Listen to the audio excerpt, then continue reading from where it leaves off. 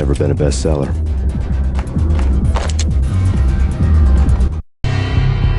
Given the setting, I was surprised to find that somebody had been passing time reading.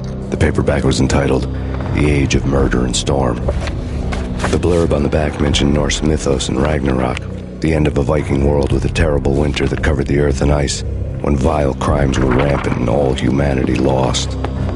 I could see how somebody impressionable might get it into their head that we were at the end of time. I was also beginning to see what the nightclub and its owner were all about.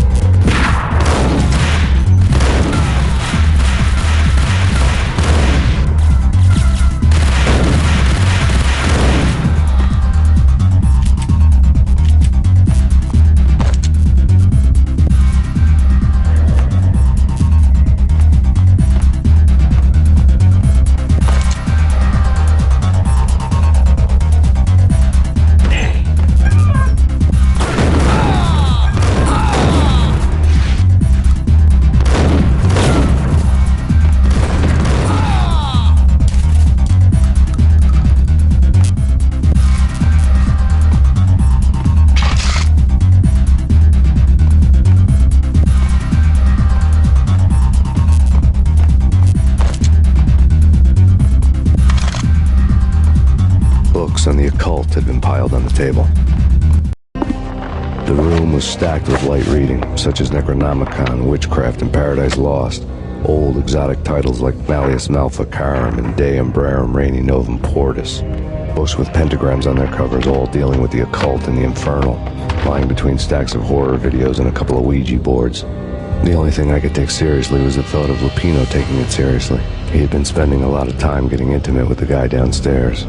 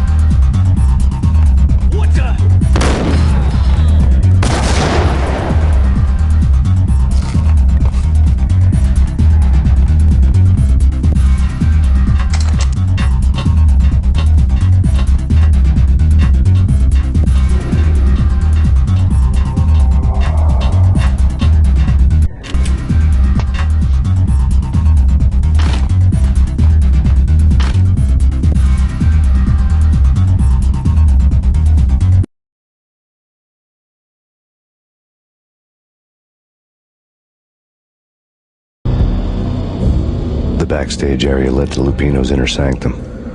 The hot air inside was like an invisible wall, thick with incense and something else, a sickly sweet smell that made you gag. This was the rotten core of the Big Apple. Lupino lurked somewhere ahead, like a spider at the center of his web, waiting. The vapors in the air started to make my head swim. Torn pieces of a letter lay scattered on the sofa.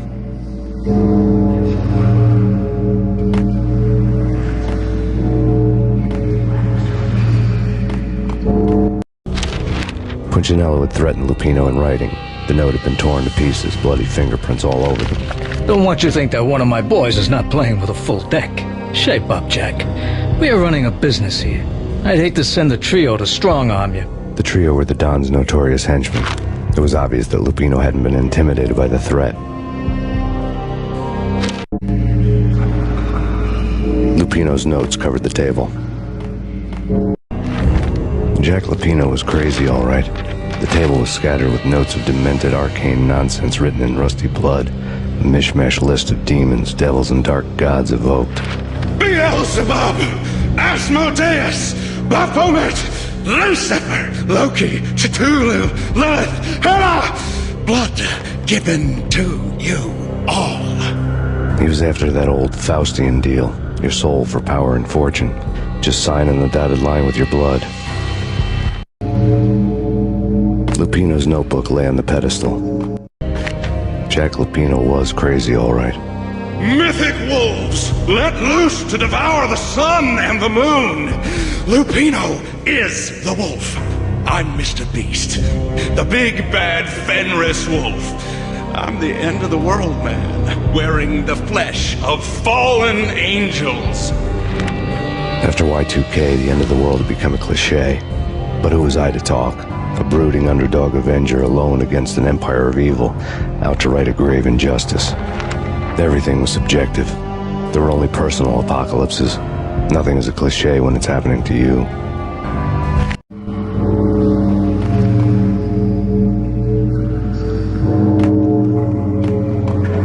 The flesh of fallen angels!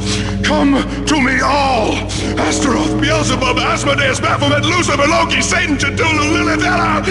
Blood to you all! Secret.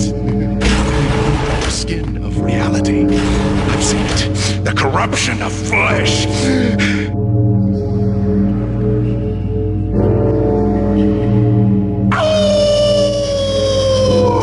I'm the wolf, yeah! I am the wolf! It's coming. You have come. The wolf to the end of time. It's now! I will rise to her side! I don't need the words! I'm beyond the words!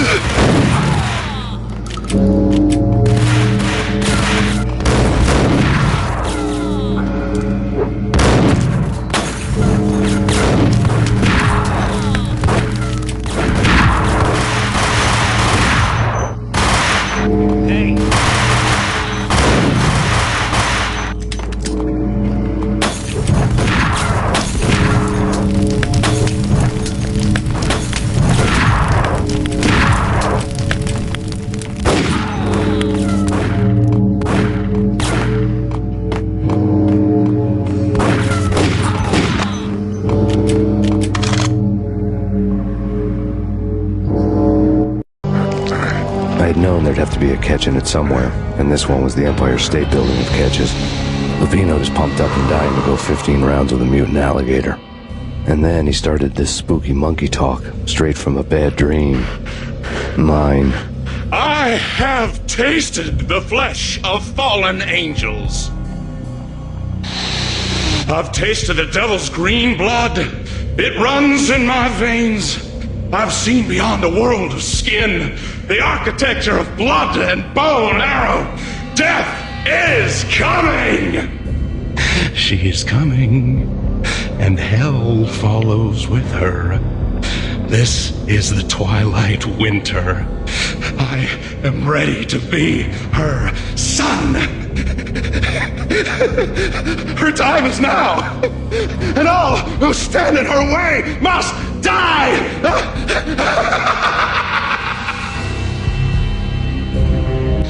Die! You'll die! You'll die! Now! All die! Ow!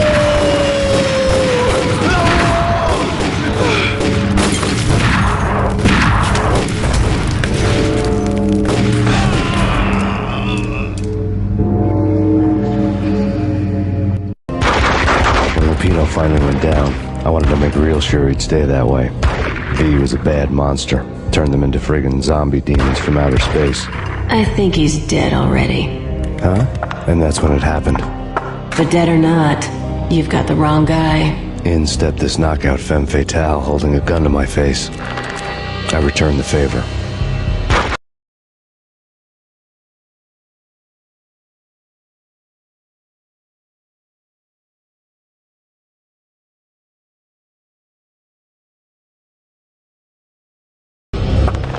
Lisa Punchinello. Lisa Punchinello was the Don's wife. Mona Sachs. Lisa's evil twin. Your safety's off, evil twin.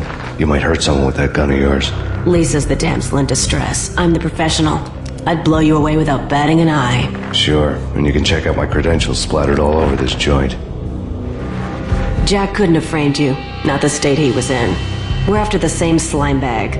Angelo Punchinello's the one who murdered your friend and framed you with it. You know this for a fact. I've got my sources. I don't have a clue these days. I just shoot them as they come. Who put a contract on the Archfiend? This one's mine. I hate the guts of that sadistic wife-beater. Why not pool our bullets for this one? I thought you'd never ask. My finger was starting to twitch. How do you like your whiskey? I'm easy, as long as you don't try to slip me a Mickey. You're a real angel, Max. It was good stuff. Tasted sweet as honey going down. Nothing personal. Can't risk you going berserk and getting Lisa killed.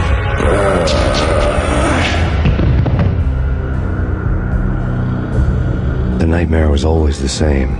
Violent shapes moving in darkness, old and ugly. The killer's mad laughter was a riddle filled with wicked innuendo.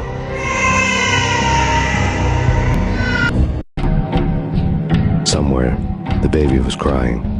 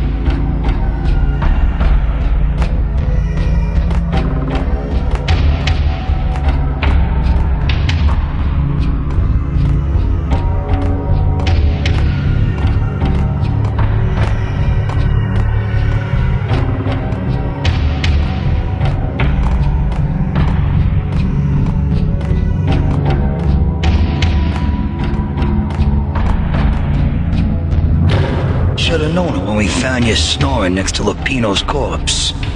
A comedian, huh?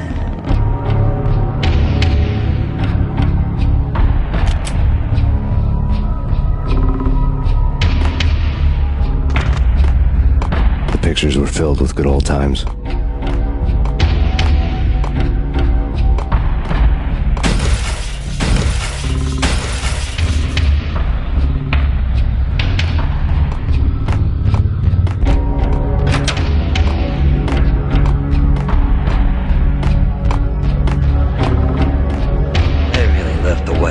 Captain Baseball Bat Boy's my favorite.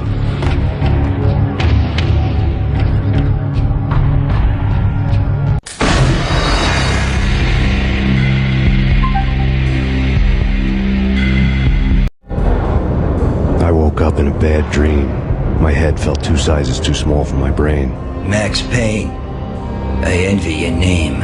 And the killer was smiling. Pleased to meet you. I'm Frankie the Bat Niagara. Niagara, as in you cry a lot? He had a baseball bat and I was tied to a chair. Pissing him off was the smart thing to do.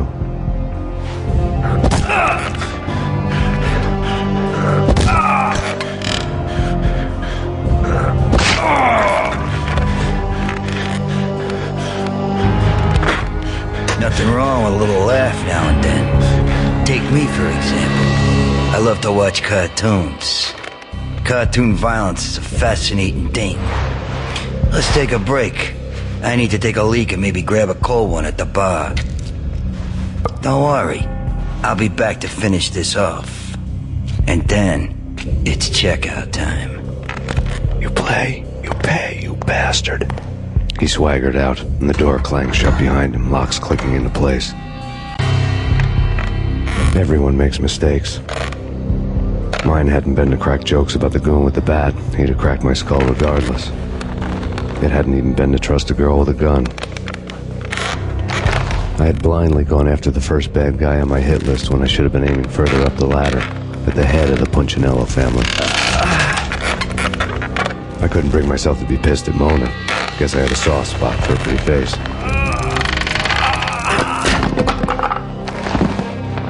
But when somebody decides to play baseball with your head, you tend to get sore. They had dragged me back to the basement of Lupino's hotel. I was beaten, bruised, and blue. I felt like the chair I had broken to get free.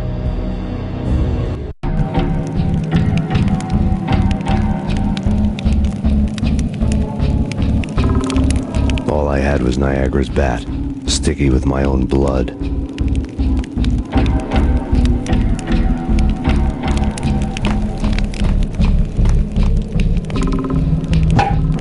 Without a gun, I'd be no match for Frankie's men.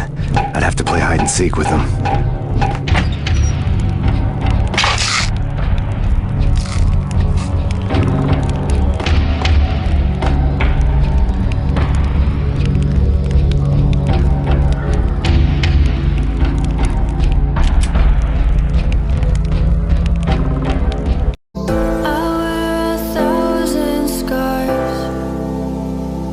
Cover them up so